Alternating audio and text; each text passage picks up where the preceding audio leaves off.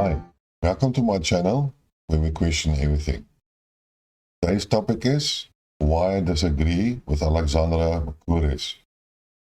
The title of his video was Attacks on the Nord Stream Pipeline, Escalates Conflicts, Russia to Announce Annexation Regions Next week. And it was published on the 28th of September. Now, I know I've been lately not criticizing Alexander, but it seems to me that I have to disagree with a lot of stuff that he's being saying in his videos. So to start off with this, I will go on the same follow the same trend or the topics that he's being addressing and see how it gets to us.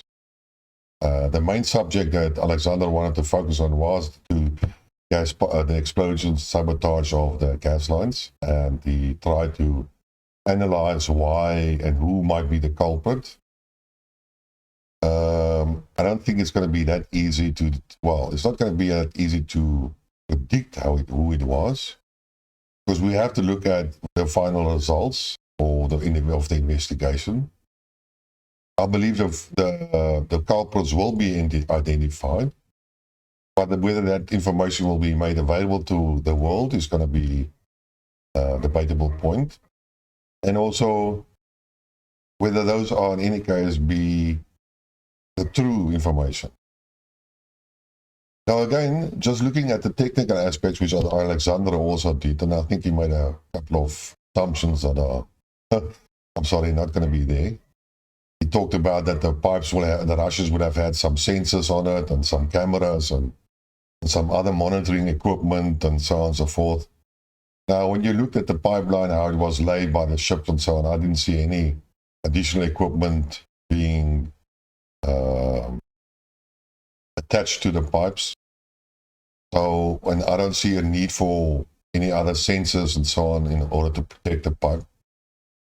There was basically no threat against the pipeline at that stage when they build it.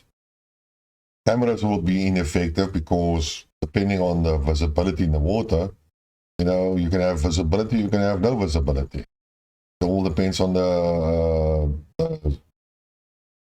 condition of the ocean, weather conditions, etc., and also whether there are any currents involved, and etc., etc., etc. So from that point of view, he totally misses the ball. Then one has to look at the position where this pipeline was blown up. And we all know, while we have all been informed at this stage, that the depth at this pipeline is about between 80 and 100 meters. He calls it 90 meters, but between 80 and 100 meters. And as I explained in my previous video, with a normal scuba dive, with normal air, you can go about, according to Wikipedia, you can go about till 60 meters depth, after which you have to use a certain gas mixture, because then you will not only get the bends on nitrogen poisoning, nitrogen, but you also get oxygen poisoning.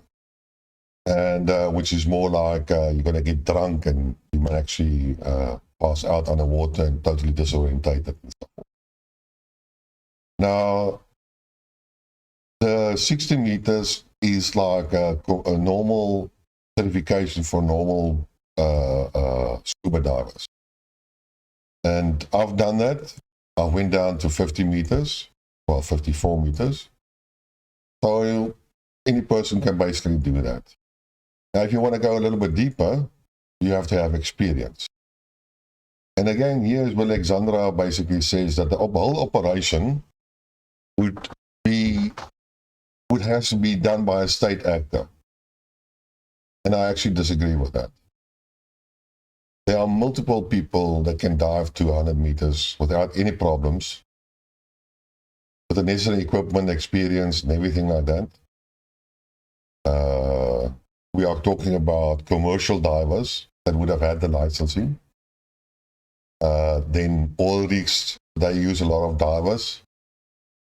Then we have the military, Navy part of multiple countries that would have specialists that dive to us. Even South Africa has divers that can go to that depth. And then one can look at retired military divers. And then the most important is the contractor, the military contractor, the mercenaries, the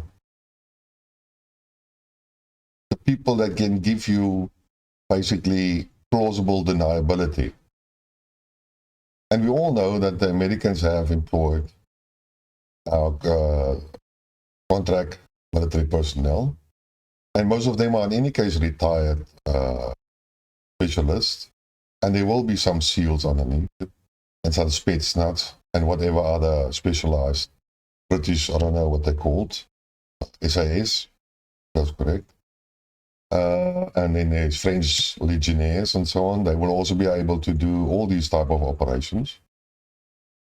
So you cannot really say that this will be a state-sponsored, or you cannot pinpoint and say it must be a government, but it's probably be a government. Now, the first thing he talks about, which is a rumor, not a rumor, but there's an accusation, the typical accusations that the US does in terms of blaming Russia. Now, Russia, the stupid thing that they always say is Russia will have blown up his own infrastructure. And then then we usually argue, but why would Russia basically blow up his own infrastructure when he can just turn off the taps? But there's an alternative to turning off the taps. Not that I'm saying the Russians did it. There's 99.99% I believe the Russians didn't do it. But this is an alternative thought. The Russians cannot really turn off the taps at will. And the reason why they cannot do that is that they've been constantly talking over the last couple of years about reliable partners and reliable energy suppliers. They have said it constantly. So there is no way, anywhere that they can initiate and use the energy as a weapon. And the reason why they cannot be doing that is not that they care about the backlash from Western propaganda. It is the credibility that they have to maintain with the rest of the world, especially China. China must know that Russia will never use its energy as a weapon or as a threat or as a leverage or whatever kind, that it will always supply the energy that China requires. And then all the other countries that are involved, like Pakistan, India, and Iran, and so on. It's all about credibility. And as you will see how the whole matter, why some of the Russia has basically reduced their gas flow, is they have waited until the West has shot themselves in it. The West always initiated the reduction of gas supplies. First, it was the Polish guys that closed down the Yamal line. Then the Ukrainians cut off a certain section of the Ukrainian pipeline. Then there was maintenance on the Nord Stream 1 pipeline, and the turbine had to be returned, and that was a big hoo-ha.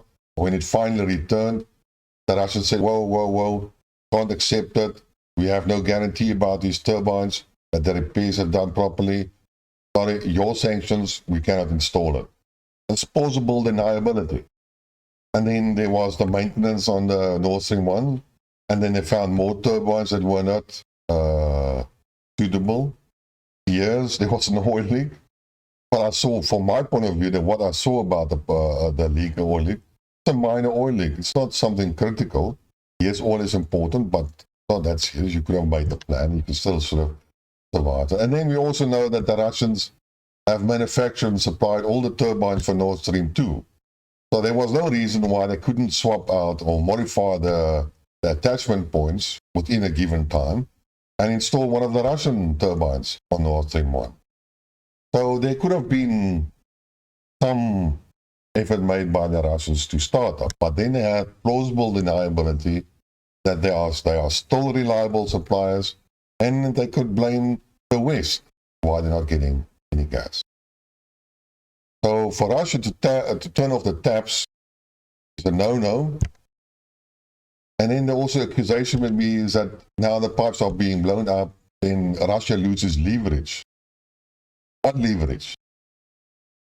The way that the Russians are talking about is that they don't care whether the West buys their gas or not. They are making plans to route all the gas to the east. And they are moving ahead, and they are doing that. And if the West or Europe is waking up too late and changing the course of their actions, then there will be no more gas available. Everything would have been diverted to the east. So Russia is not waiting for the West. And they're not going to be able to use the leverage. Leverage for what? It's Americans that are controlling the narrative. It's America that is controlling Ukraine and its leadership. It's America that is controlling Germany and the rest of Europe. So unless America says, go ahead and make peace and get your gas from Russia, there is no leverage. Nothing is going to happen. And Americans will definitely say no because they want to export their own LNG gas to Europe to the maximum quantities they can deliver. There will still be a shortfall, but that is the Europe's problem, not America's problem. But they will stick to that matter. In any case, so in my opinion, there's for me no need. I don't see the leverage action. I don't see the cap off. I don't see for the Russians to damage their own pipeline. Like I said, 99.99%. So then who remains? Well, the total West. You have the smaller countries, like Netherlands, Swiss, there you can name them. Then there's France. France is not a total vassal state, so I wouldn't consider them. Then there's Denmark and Sweden and Norway and so on. Why would they do that? Well, there's a reason. There's a new pipeline from Norway now to Germany or to Denmark supplying the gas to Europe. But it wasn't really necessary to blow up the Nord Stream 2 for that, because the pipeline is already laid and it was committed for delivering the gas. And then actually, like Alexander said, the usual suspect would be Germany, Britain, and America. But there's one factor that he basically, which I would like to add to the list. Firstly, this misses Germany. Because at the end of the day, it is the breach or the back door that Germany has that should something go wrong and public pressure is so much that he can always go and say, sorry, not sorry, but in a more political, diplomatic way, let's negotiate with Russia and get the pipeline going. But there's this Green Party. And I have said many times before, the Green Party are fanatics. And they're not logical. And maybe the Green Party, as a private venture, could have hired some contractors, mercenaries, that have the necessary experience to blow up the pipelines. So that the German government will have no more backdoor and will be forced to implement the green agenda and the renewable energy. That's a possibility. And the reason why you can actually say, well, then we can go to America, and according to reports, the CIA has warned the German government that there might be such a sabotage action. Now you can look at that information from two ways. You can either say, yes, the CIA picked up a rogue element somewhere, somehow, in the community, and they were warning Germany that they should go and investigate it. So that's one side you can interpret. Or the warning was from America to Germany was like a plausible deniability again. We have warned you about that. But in the meantime, they were actually blowing up the pipeline themselves. So they preempted the blame game and basically said that we pre-warned you. Well, Alexander states that was a warning from the Americans to the German government that they will do it, but I cannot see that. Because the implications about this blowing up the infrastructure and closing the back door for your partners or your allies, that's a very stupid thing. But I will get to that. And then you have the lapdogs, the British. They will do anything that the Americans have said. Okay? And they're in any case fanatic enough that they even might consider doing it on their own. The reason why, well, who the hell knows? These people are psychopaths. Well, they are so fanatic, so committed to their to their Russian hatred that and their survivability. And there's actually, Alexander didn't mention the right words, but there's panic in America. There's panic in Britain. Well, Britain got the panic from America. But they have reached the end of the road. They cannot kick the can down the road anymore. And you can see it actually in the actions for the last couple of years. But in any case, how do you really do this? If I was the American Secret Service, I wouldn't send the military personnel of NATO to do the sabotage. I wouldn't use American soldiers to do that. There was a movie made by all the old has-been action figures called Expendables. No, contract workers or contract military personnel or mercenaries are expendable. That's the whole point. If they die, you don't care. You pay them money and that's their problem. They die. So if I was America or Britain or what, I wouldn't use my own military personnel. I would have used expendable mercenaries. And it's not such a complicated operation. I don't see the complication doing it. The most important is you've got to have experienced divers.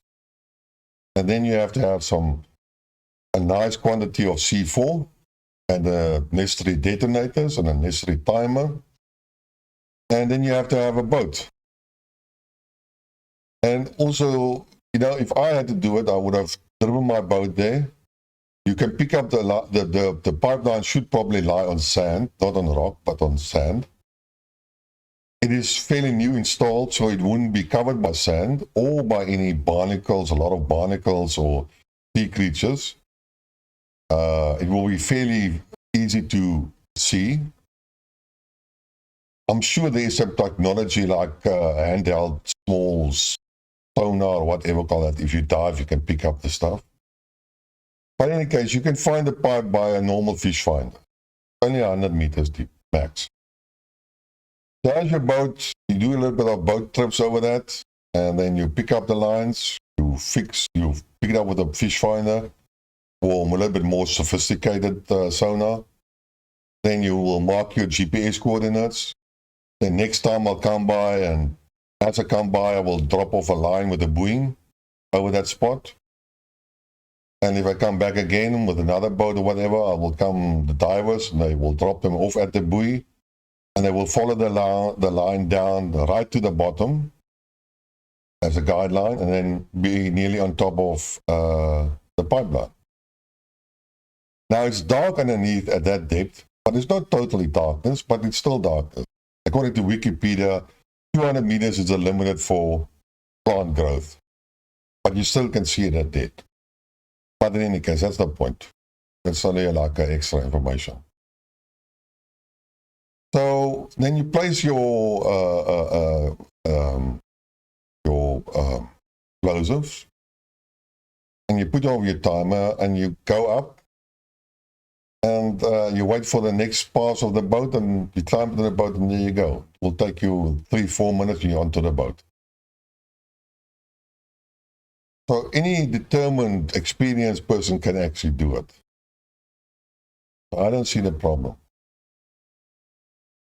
Now, we also think about the investigation. Again, Alexander says that, yes, the reports are that the Danish will only start investigating the matter in a week or 2 weeks when the gas has stopped flowing out of the pipeline. No. Again, we try to see countries as a black box. No, they have their own intelligence services. And they know what's going on, and they will have investigated from the first moment that they had that explosion.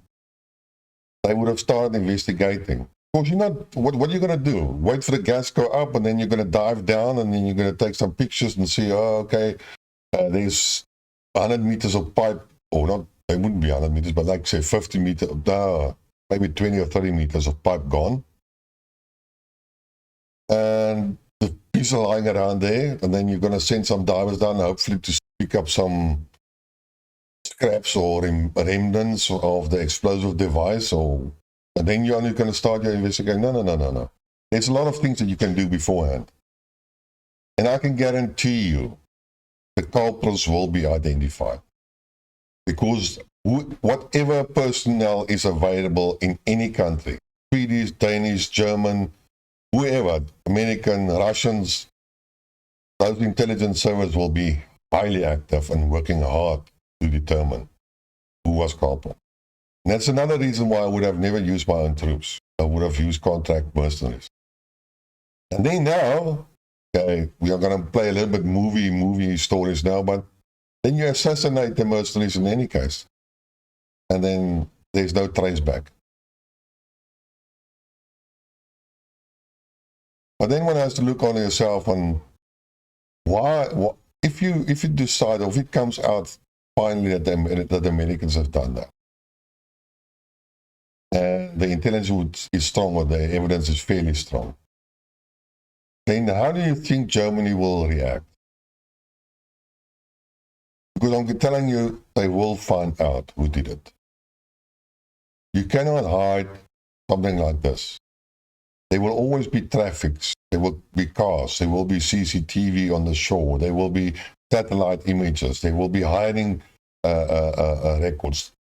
There's a lot of stuff you can actually follow. There will be chatter on the intelligence between the mercenaries. There will be chatter on various other channels that the intelligence are monitoring. So they will find out who it is. What will Germany then actually do if they found out, like they did when they found out that the NSA was tapping Merkel's telephone? Well, they did nothing at that stage. I'm not going to do this time is something. That would be curious.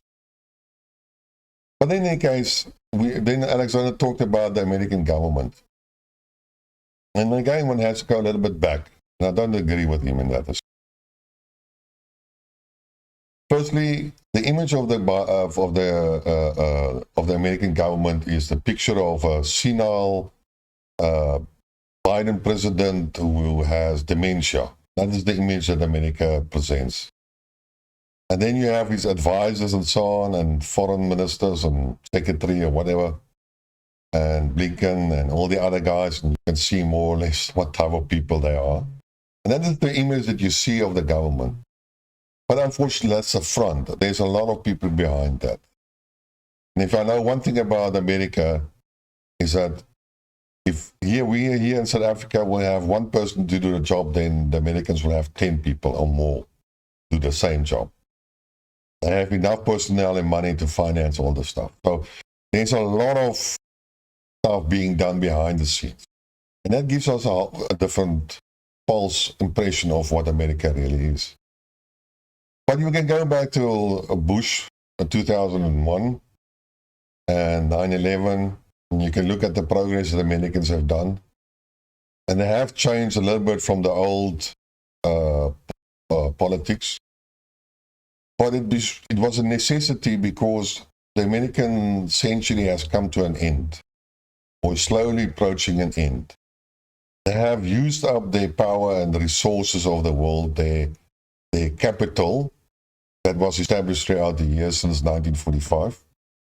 And it was slowly being exhausted, and they had to pump up more money, which they didn't have. It's like the economics say usually that you have to, firstly, you create $1 for each dollar that you invest, and you get a return of $1. The next time you have to invest $2 to get $1 return, and so forth and so forth. And later you have to pay $40 to get $1 return. And that is what basically has reached America. They have reached that $40 or plus investment they have to do to get $1 benefit out of the whole matter. And then we reached 2008, where we had the financial crisis, and the Americans didn't want to address the problem and let the economy fall and do the right thing. They propped it up with quantitative easing, and they kicked the can down the road. And they only postponed the inevitable. And the more they postponed it, the more radical they came in their foreign policy and the influence on the world and sanctions. They become much more aggressive, and of course they were forced into that position because, like I said, you have to invest $40 plus, get $1 return. So they have to increase like a Ponzi scheme. And then at this stage, they cannot, previously they usually had the carrot and the stick, and then they would control countries by showing the carrot and then pump out money and then make them dependent and bribe them and whatever. But if you look at the current situation, America is not bribing anymore any country. They're just threatening because they have reached that stage, the end of the road. And the more, and you can see it actually also in the internal politics. It's like I'm not a Trump supporter, but I love Trump. Because Trump was the first president that destroyed so many foreign institutions that the Americans were they were controlling it behind the scenes, like the World Trade Organization, the UN General Assembly, the Health Organization, the World Bank, and all these institutions that were created. America was controlling everything which they have built up throughout the years before the year 2000. And here comes Trump, and he destroys everything. He tells, although NATO is basically effective America, he wanted to withdraw out of NATO, and then let all the other guys pay for NATO. But he didn't understand it. I mean, NATO was America. It was a cover for all the military adventurism that America did in the last 20 years and more. And so he withdrew out of the Iran deal, just like that. And so forth. So he destroyed a lot of credibility and basically showed that, and then had sanctions against China, who was his biggest trading partner, and put on import tariffs and stuff like that. He physically I'm hoping he destroyed and worsened the whole matter. And the fight at home, the anti-Trump movement in America was so bad or so intense that now Democrats or Republicans, but the other side, Trump is Republican, so we're talking about the Democrats. Yeah, okay. So they became so anti-Trump that they destroyed their own constitutional entities, like the Supreme Court, their own constitution actually, and so forth. And yeah, it just, I mean, the guy Biden, it started about, say, 5-6 years ago when the real destruction started. And at this stage, the Americans are desperate. They know they are losing it. They are losing fighting. They see the end of the road. They have no choices anymore. They have to act. So it's not that illogical or unexpected that they will even sacrifice one of their allies, like Germany. But I actually have a conspiracy theory which I will try to express in another video, but I'll leave it for that. In any case, so we will see what will happen with the sabotage. I believe countries will know. If the Russians will know, they will make it public. It will be considered as Russian propaganda. But hell, you can still always ask the question and see what is the truth and what is not the truth. So basically that is why I disagree with Alexander in this video. I don't disagree with all his videos, but especially this one. And that's my story for today. Like what you heard, press the like button. Didn't like, dislike button. And if you want to hear more, subscribe to the channel. Till next time. Yes.